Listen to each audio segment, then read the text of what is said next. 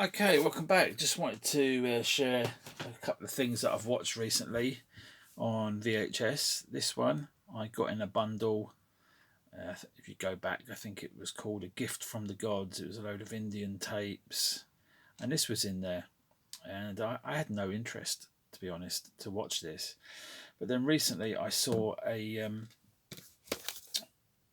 video from Corridor Digital, the ones that do a lot of re-editing films and showing special effects and stuff, and they go through some of the older films. This video was with Adam Savage talking about the effects they've done in this film, so it got me interested to actually watch the film.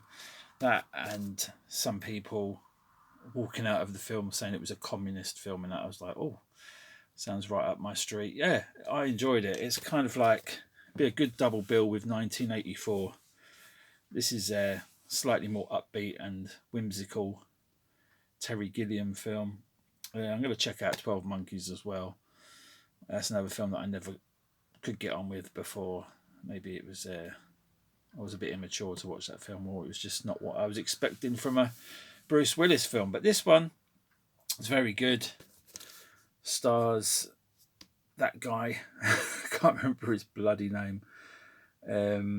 Jonathan Pryce. Robert De Niro's in it as well. Small role. Bob Hoskins again's got a small role.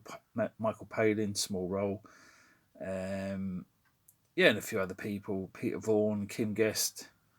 Screenplay by Terry Gilliam, Tom Stoppard, and Charles McCowan. Original music by Michael Kamen. 137 minutes.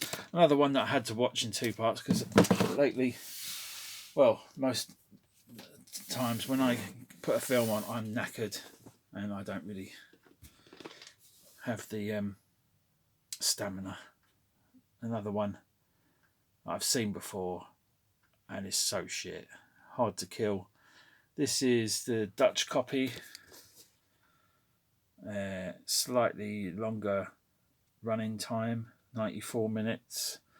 I think the English cut is 91 minutes. Have I got it here? Yep, I've got it here. I bought this one and then I was like, oh shit, I found this one, which is the UK. Pretty much the same cover, slightly different positioning. And I believe this one is 92 minutes, so I got an extra 2 minutes. But crap film. Kelly LeBrock. Crap actress, but very nice to look at.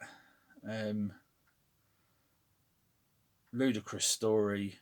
Ludicrous facial hair.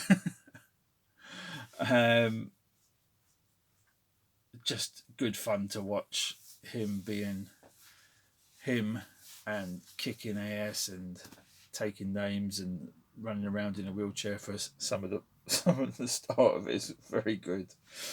And when he finally, spoiler, he gets his revenge on the people that killed his wife. I'm sure there's a line cut there. It just seems so jarring when he says, he kicks the guy, he puts a pool cue in his neck and then he kicks him in the face and he says, now you're a good cop. It just feels like there's something missing there. Like he needed to say something before that. Anyway, that line, that's just a nitpick in a top tier film. I watched those two. And then last night, again, I watched this in two parts. Over 2 nights, watched this one, Plunkett and McLean. Oh, there's one other film that I forgot to mention. I watched this one, enjoyed it. It is kind of like what it says on the tin. Sticks 2 grubby fingers up at the period drama, medieval, lock, stock and 2 smoking barrels.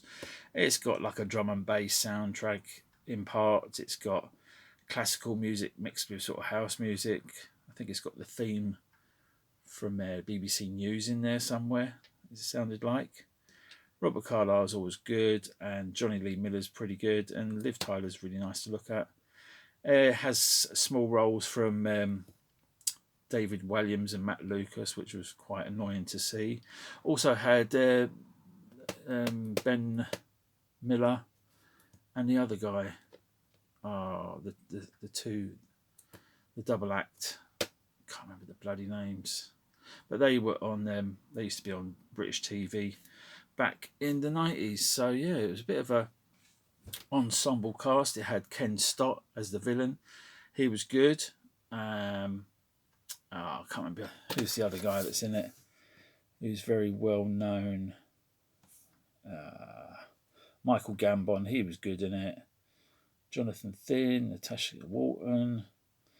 I think she was the one that had the pox. Executive producer Gary Oldman. Bloody hell. So, Gary Oldman has done some interesting things over the years. I was listening to the Michael Bean podcast, just fooling around. They were talking about Gary Oldman and Nil by Mouth. I mean, you couldn't go from one extreme to another. More, Nil by Mouth is such a brutal film, and then to do something like this, which is light-hearted and fun. And I like this kind of Dick Turpin era. I grew up watching things like Dick Turpin as a kid, and I really loved it with Richard O'Sullivan and Swift Nick. And it just reminds me of those sort of times. So yeah, there is another film that I watched on VHS, but I will cover it in the next video. I've also got halfway through a film that I will talk about as well, another Michael Bean film. I mentioned it before, Rampage. It's a hard watch so far, so I will let you know what I think of that once I've finished it. And I don't think it'd be a film that I'll rewatch, but some great trailers on that tape. I might upload those. They were really cool to see. So yeah, I'll talk about that in another video. Thanks for watching. Take it easy and be back soon. Bye bye.